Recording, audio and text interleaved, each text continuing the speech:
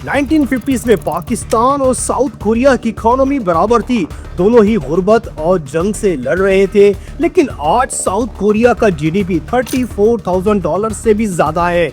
Singapore एक international hub बन चुका है। चाइना ने 800 मिलियन लोगों को गुर्बत से निकाल लिया, लेकिन पाकिस्तान $1,828 पर क्यों अटक गया? ऐसा क्या हुआ कि दुनिया के सारे ममालिक रॉकेट की तरह पर गए और पाकिस्तान पीछे रह गया?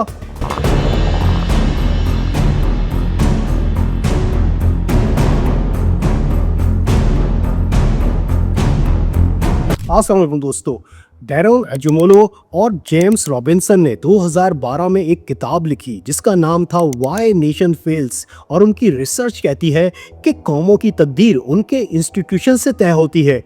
जहां तालीम सबको बराबर मिलती है, रूल ऑफ लॉ सब पर अप्लाई होता है और करप्शन कम होती है, वो कंट्रीज हमेशा तरक्की करती हैं। और जहां पावर और रिसोर्सेज सिर्फ कुछ एलीट क्लास के पास ही रहती हैं, वो कंट्रीज हमेशा ही स्ट्रगल करती नजर आती हैं। और इस रिसर्च का सबसे बड़ा प्रूफ साउथ कोरिया की कहानी है।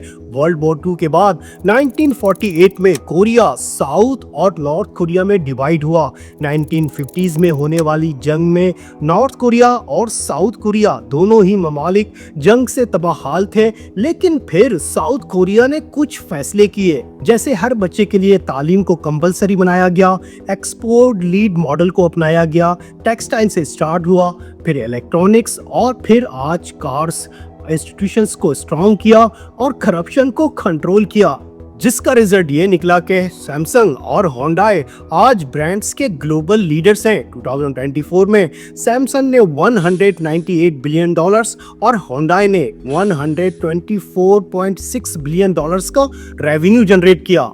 साउथ कोरिया का जीडीपी $34,000 से भी ज्यादा है। सिर्फ 70 सालों में उन्होंने गुर्बत को पीछे छोड़ दिया। लेकिन एक और मुल्क है जिसके पास ना रिसोर्सेज थे, लेकिन उसने भी दुनिया को हैरान कर दिया। सिंगापुर के पास ना जमीन थी और ना ही रिसोर्सेज, लेकिन ली कुआन यू का एक विजन था। गवर्नेंस को करप्शन फ्री बनाया गया, एजुकेशन और स्किल्स पर मैसिव इन्वेस्टमेंट हुई और कनेक्टिविटी और ट्रेड को अपनी स्ट्रेंथ में तब्दील किया।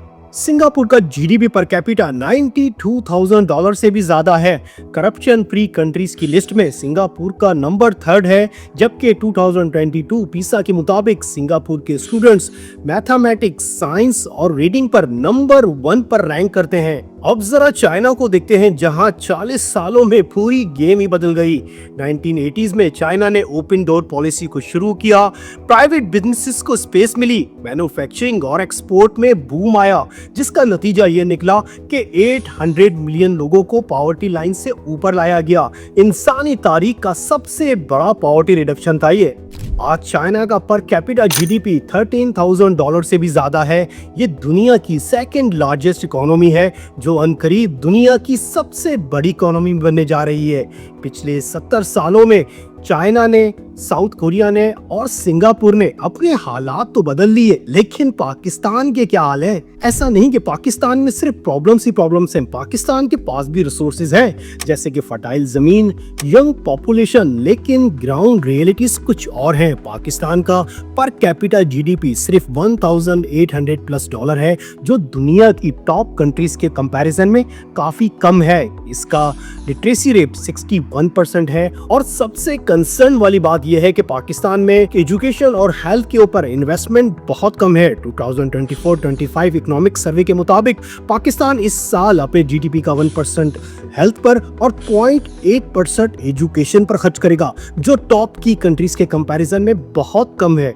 लेकिन हमारी प्रायोरिटीज कुछ और हैं। जहां चाइना ने इंस्टीट्यूशंस में रिफॉर्म करके, सिंगापुर और साउथ कोरिया ने एजुकेशन में मैसिव इन्वेस्टमेंट करके अपनी कंट्री को एक डेवलप कंट्री बनाया, तो पाकिस्तान को भी इन्हीं सेक्टर्स में इन्वेस्टमेंट करने की सबसे ज्यादा जरूरत है। लेसन बिल्कुल क्लियर है।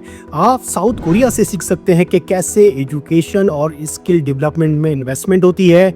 चाइना से सीख सकते हैं कि कैसे इंडस्ट्रीज को प्रमोट किया जाता है, और सिंगापुर से सीख सकते हैं कि कैसे इंस्टीट्यूशंस को करप्शन फ्री बनाया जाता है। अब तक के लिए इतना ही, मिलते हैं नेक्स्ट फ्राइडे किसी नए टॉपिक के साथ। शुक्रिया। और अगर आपको ये वीडियो इन्फॉर्मेटिव लगी है तो लाइक का बटन दबाइए और मजीद आने वाली ऐसी वीडियोस को देखने के लिए सब्सक्राइब का बटन दबाइए।